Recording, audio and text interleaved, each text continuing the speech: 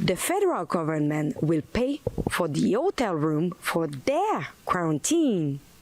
The ministry report that as of March 8, 2022, over 7,000 individuals entered Canada between land port of entry in Quebec seeking asylum. Of those individuals arriving at Roxham Road, approximately 40% were fully vaccinated and 60 were unvaccinated. That means a lot of hotel room paid by you, taxpayer.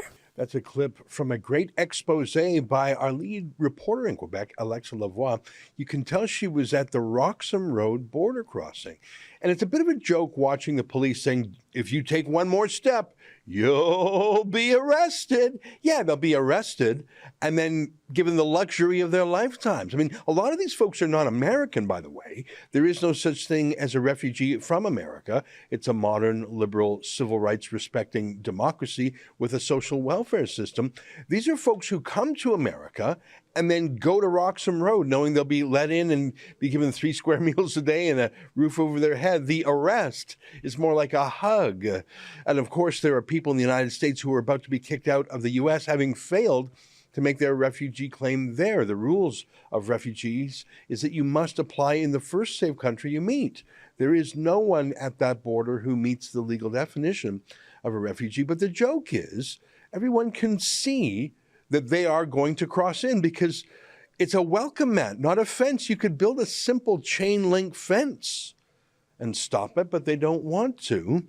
Joining us now via Skype is our reporter, Alexa Lavoie. Alexa, great to see you again. I'm so glad that you're interested in the story and that you went back there. You've been there before, and so have some of our other reporters. It looks like they let you get up close without arresting you, because you've been threatened with arrest there before, haven't you?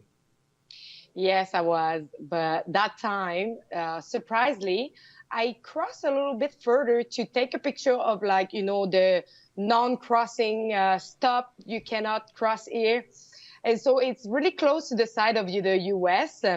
And surprisingly, in a minute after, we saw like a police car from U.S. passing close from where I was. So I was like,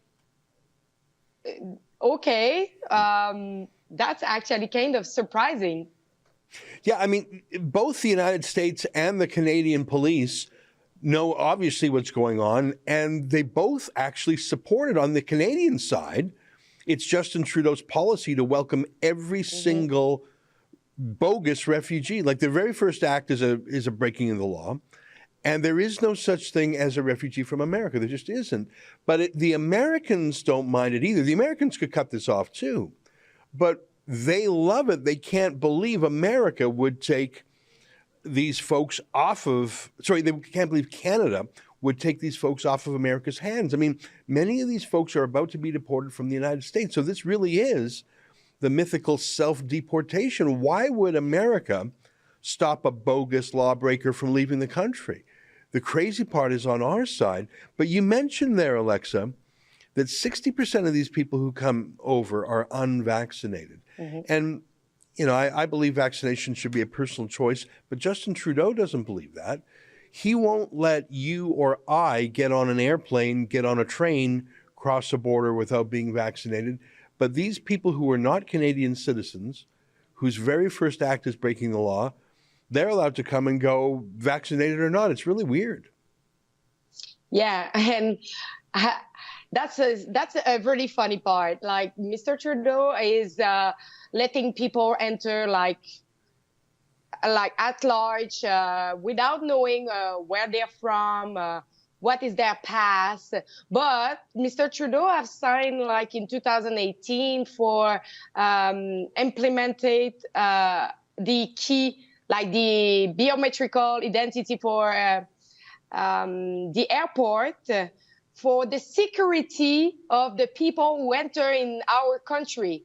But what about Roxham Road, who is actually just like a free enter without, like, surveillance?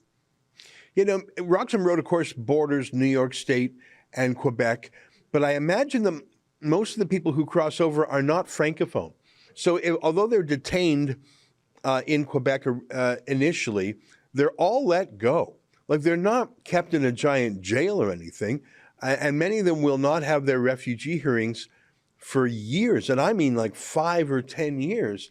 Mm-hmm. So if they don't speak French and they don't have to leave for 5 or 10 years, they can literally go anywhere in the country, right? I mean, I suppose if you're a French-speaking bogus refugee, you'd hang around. But the rest of them just go wherever they want in the country.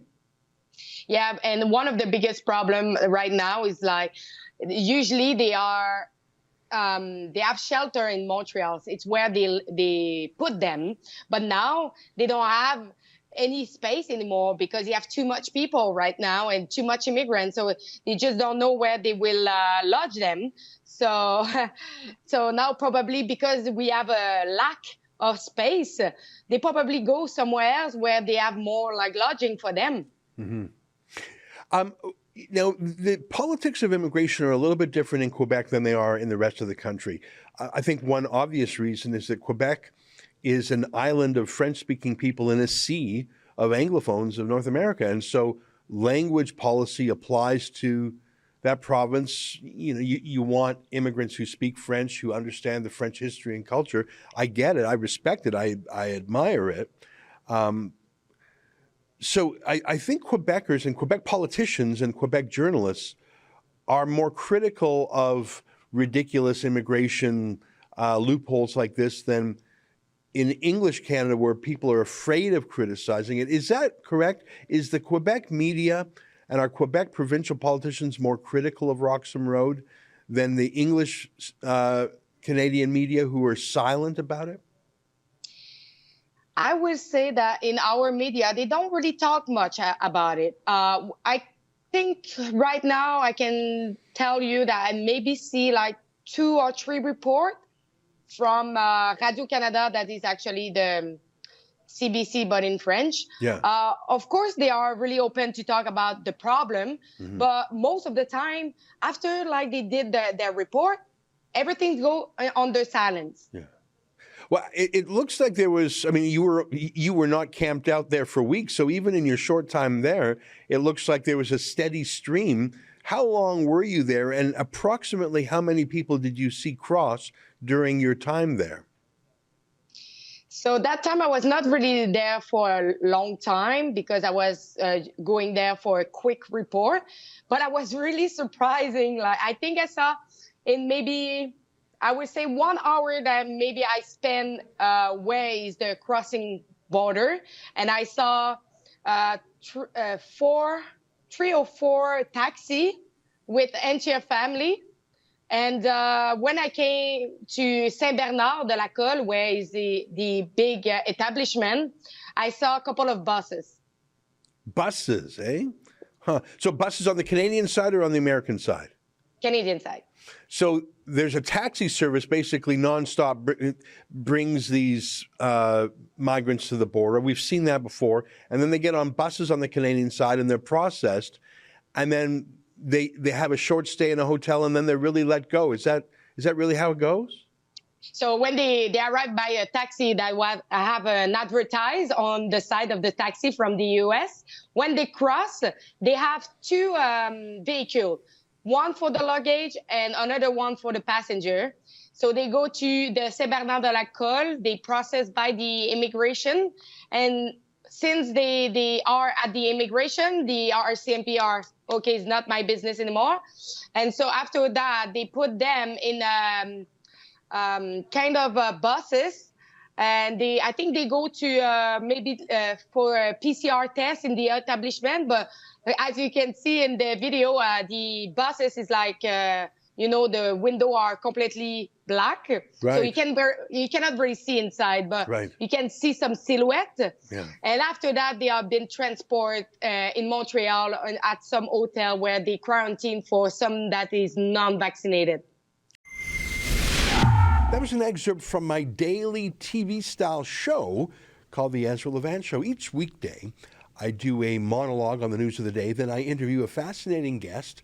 I read some fan mail or hate mail, depends on which I like more. And we end with a video of the day. You can get it all at rebelnewsplus.com.